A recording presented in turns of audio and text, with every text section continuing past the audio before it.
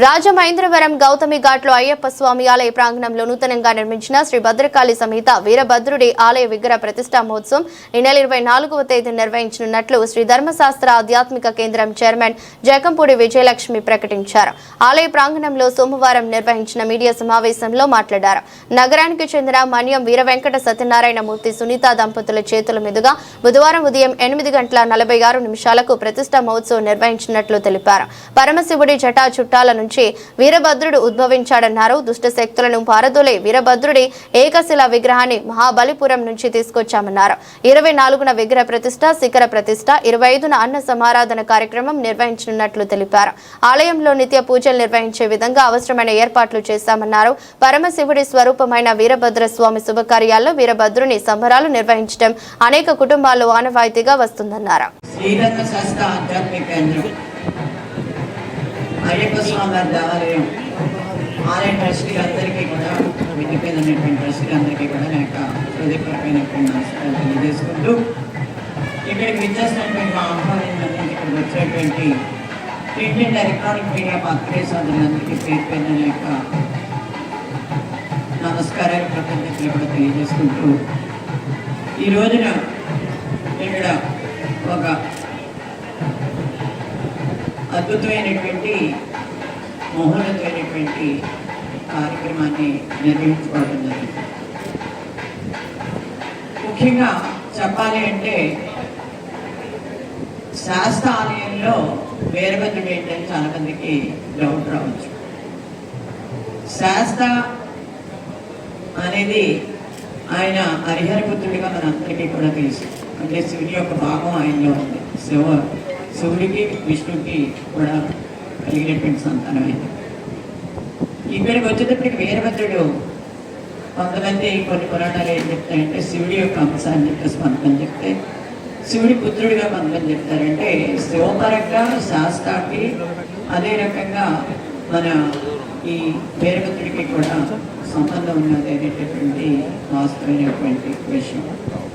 దక్షయజ్ఞంలో సతీదేవి పరాభవం పొందటం, తన పత్నికి జరిగినటువంటి పరాభవాన్ని ఆడలేక తన జటాజోట నుంచి ఆయన వీరభద్రుడిని సృష్టించడం అనేది జరిగింది. వీరభద్రుడు అనేటప్పటికీ ప్రతి ఒక్కరికి భయం భక్తి రెండు కూడా ఉంటాయి. ఆయన గురించి ఎవరైనా గొప్పని గొప్ప వీరభద్రుడా అనేటటువంటి అదే రకంగా ఆ పేరు తలుచుకుంటేనే కూడా ప్రతి ఒక్కరికి కూడా అంటే ఒక రకంగా ఆనందం ఉంటుంది, ఓ రకంగా భయం కూడా ఉంటుంది వీరభద్రుడి విషయంలో. ఇక్కడ మన మన్యం వీరవెంకట సత్యనారాయణమూర్తి సునీత దంపతులు ఇరువురు కూడా వారి పుత్రులు ప్రవీణ్ గారు, నవీన్ గారు, వారి ముగ్గురు వారి కుటుంబ సభ్యుల సహకారంతో ఈ మన అయ్యప్ప స్వామి ఆలయ ప్రాంగణంలో ఈ శ్రీ వీరభద్ర స్వామి సమేతంగా భద్రకాళి సమేత వీరభద్ర స్వామిని ప్రతిష్ఠ చేయాలి అనేటటువంటి సంకల్పంతో వారి ముగ్గురు రావడం జరిగింది. రియల్గా చెప్పాలి అంటే మన్య బాబు గారి గురించి అందరికీ తెలిసినటువంటి విషయం. ఎక్కడైనా ఒక ఆధ్యాత్మిక కార్యక్రమం జరుగుతుందంటే వారి కుటుంబం ముందుకు వస్తుంది. ఇక్కడ అయ్యప్ప స్వామి దేవాలయ నిర్మాణంలో కూడా వారి పాత్రను పోషించడం జరిగిందని చెప్పి తెలియజేయడానికి వారికి కృతజ్ఞతలు తెలియజేస్తున్నాను, సంతోషిస్తున్నానని కూడా తెలియజేస్తున్నాను. ముఖ్యంగా చాలా సంతోషం. నిన్న రోజున ఈ స్వామిని గ్రామ సంచారం చేయించడం జరిగింది. ఇవి చెన్నై శిల్పుల చేత ఈ విగ్రహాన్ని తయారు చేయడం జరిగింది. మహాబలిపురం నుంచి విగ్రహం తేవడం జరిగింది. అదే రకంగా ఈ ఆలయం గురించి చెప్పాలి అంటే ఎవరైతే ఈ అయ్యప్ప స్వామి ఈ రాతి దేవాలయాన్ని నిర్మాణం చేశారో అంటే దానికి సహకరించిన శిల్పులు ఉన్నారో వారే మారియప్ప అనేటటువంటి శిల్పే ఈ ఆలయాన్ని కూడా నిర్మించడం జరిగింది. అందు గురించి అంటే ఈ ఆలయంలో ఉండేటువంటి అన్నీ కూడా ఒకే శిల్పి చేతి మీద తన కింద ఉన్నటువంటి వర్కర్స్ తోటి నిర్మాణం జరగటం అన్నది చాలా సంతోషదాయకమైనటువంటి విషయం అని చెప్పేసి తెలియజేస్తున్నాను. ఇప్పుడు ముఖ్యంగా ప్రతి ఇంట్లోనే ఏ శుభకార్యం జరిగినా కూడా తొలుతిగా మనం పూజించేది విఘ్నేశ్వర స్వామి, ఆది పూజితుడే. ఆ తర్వాత తొలి పూజలు చేశాక ఎవరైనా ఒక శుభకార్యం చేసుకుంటున్నామంటే ఖచ్చితంగా మన ఇంట్లో వీరభద్రుడు దరువు వినిపించాలి. మన ఇంట్లో ఏదైనా దుష్టశక్తులు ఉన్నా లేకపోతే ఏదైనా ఇబ్బందులు ఉన్నా కూడా అవన్నీ కూడా తొలగిపోతాయి. ఖచ్చితంగా వీరభద్ర స్వామి సంబరం చేయించుకోవాలనేటటువంటి ఆలోచన చేయటం జరుగుతుంది. అందుచేత ఇక్కడ మేము చాలా వెసులుబాటు కల్పించాలి అనేటటువంటి ఆలోచనతో ఏదైతే మళ్ళీ బాబ్జీ గారి వారి కుటుంబ సభ్యులు ముందుకు వచ్చారో దానికి ఎగ్జిక్యూటివ్ డైరెక్టర్స్ కూడా ఇక్కడ ఈ వీరభద్ర స్వామి ఆలయాన్ని నిర్మాణం చేస్తే బాగుంటుంది అనేటటువంటి సంకల్పంతో ఇది చాలా తక్కువ టైంలో మినిమం 4 నెలల సమయంలో ఈ ఆలయ నిర్మాణం జరగటం జరిగిందని చెప్పేసి తెలియజేసుకుంటాం. ఇక్కడ ఆనందించవలసినటువంటి విషయం ఏంటంటే ఒక రకంగా ఇది అయ్యప్ప స్వామి ఆలయం అని చెప్పేసి అనుకుంటాం, కానీ ఒక రకంగా ఇది సద్గురుపీఠంగా కూడా చెప్పాల్సినటువంటి అవసరం ఉంది. గురుపీఠంగా ఎందుకంటే ఇక్కడ ఉన్నటువంటి ఎవరైతే మేధా దక్షిణామూర్తి ఆదిగురువు, అదే రకంగా లక్ష్మీ హరిగిరవ స్వామి ఆయన విద్యలకు మూలం, ఆయన సరస్వతీ దేవికి కూడా గురువు లాంటి వాడు హరిగిరవ స్వామి అనగానే.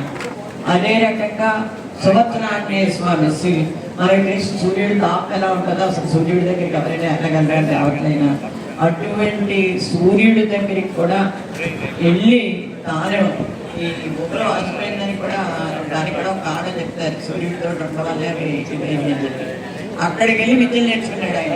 అటువంటి ఆంజనేయ స్వామి భార్యా సమేతుడు అంటే సుభద్రాదేవి సమేతుడు అంటే సుభద్రాదేవి అక్కడ భార్య ఛాయా సమేతంగా ఉంటుందని చెప్తా, ఛాయా రూపంలో ఉంటుందని చెప్తా, ఆవిడ సమేతంగా.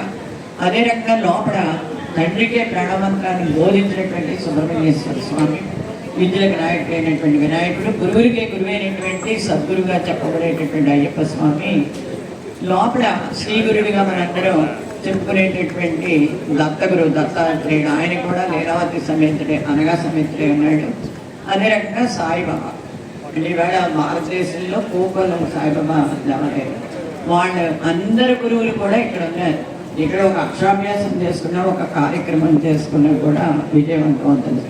ఆ పరంపరలో ఇక్కడ శివాలయం ఉండాలి, అయ్యప్ప భక్తులకు ఇబ్బంది లేకుండా ఉండాలి అనేటటువంటి ఆలోచనతో పల్సాని హనుమంతరావు గారు ఈ ప్రెస్ వారికి ప్రత్యేకంగా నమస్కారాలు. నెక్స్ట్ మన అయ్యప్ప స్వామి కమిటీ మెంబర్లు అందరికీ కూడా నా నమస్కారాలు. నిజంగా మాకు ఈ కోరిక ఒక 10 ఏళ్ళ నుంచి ఉంది, చాలా రకాలుగా ప్రయత్నం చేశాం, కానీ ఇది దీన్ని అడగగానే ఎస్ అన్నారు, తొందరలో పూర్తయిపోయింది. మా ఇంట్లో గత 80 సంవత్సరాల నుంచి వీరభద్రునికి పూజలు జరుగుతుంటాయి. ఏదో మనం చేద్దామని అనుకోవటం, సంకల్పం చేసుకోవడం, ఇక్కడ భద్రకాళీ సమేత వీరభద్ర స్వామి గుడి కట్టడానికి మాకు అవకాశం కల్పించినటువంటి మన అమ్మగారికి, హనుమంతరావు గారికి, శంకర్రావు గారికి, అలాగే వగైరా అందరు మెంబర్స్కి కూడా నా ప్రత్యేక కృతజ్ఞతలు.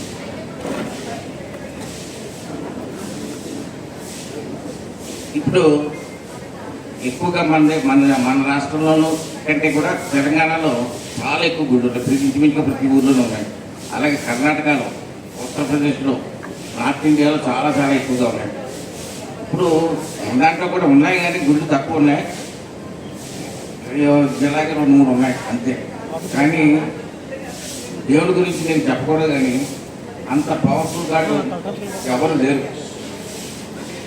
చాలా ఒక నానుడి ఉంటుంది, వీరభద్ర స్వామి కళ్యాణం కానీ చేయించిన వారికి వాళ్ళ ఇంట్లో కళ్యాణం కావాల్సిన వాళ్ళు ఎవరైనా ఉన్నట్లయితే నెల తిరగకుండా కళ్యాణం అవుతుంది. దానికి కారణం ఏంటంటే ఇక్కడ మురమడలో వీరభద్ర స్వామి గుడి ఉంది, నిత్య కళ్యాణం జరుగుతుంది. ఏ రోజున కూడా 10 మందికి తక్కువ లేకుండా వస్తారు. ఒక 6 నెలల ముందు చెప్తే కానీ వాళ్ళకి స్పేస్ దొరకదు. ప్రతి ఒక్కరు చెప్తారు, ఎవరైనా సరే కళ్యాణం అవ్వట్లేదంటే మీరు వెళ్ళి అక్కడ కళ్యాణం చేయించుకొచ్చేయండి అంత పవర్ఫుల్. అలాగే కష్టాల్లో ఉన్న మనీ ప్రాబ్లమ్స్లో ఉన్న ఏవైనా సరే మీరు కోరుకోండి, మనస్ఫూర్తిగా కోరుకుంటే కరెక్ట్గా జరుగుతుంది. దానికి ప్రత్యక్ష కారణం నేనే ఎన్నోసార్లు గట్టెక్కిన పరిస్థితులు ఉన్నాయి. అంచేత మాకు దేవుడి యొక్క కరుణాకటాక్షాలు మాకు దొరుకుతున్నాయి. మా ఉద్దేశం ఏంటంటే మాతో పాటుగా రాయబిట్టి ప్రజలందరికీ కూడా భద్రకాళి అమ్మవారు, వీరభద్ర స్వామి యొక్క కరుణాకటాక్షాలు దక్కాలని చెప్పే ఉద్దేశంతోనే మేము అందరికీ ఉపయోగపడేటట్టుగా ఇక్కడ మందిరం నిర్వహించడం జరిగింది. దానికి సహకరించినటువంటి అయ్యప్ప గుడి సంఘం వారికి, ఇక్కడ దానికి నాకు అన్ని విధాలా సహకరించిన అందరికీ కూడా సభాపూర్వకంగా కృతజ్ఞతలు తెలుపుకుంటున్నాను.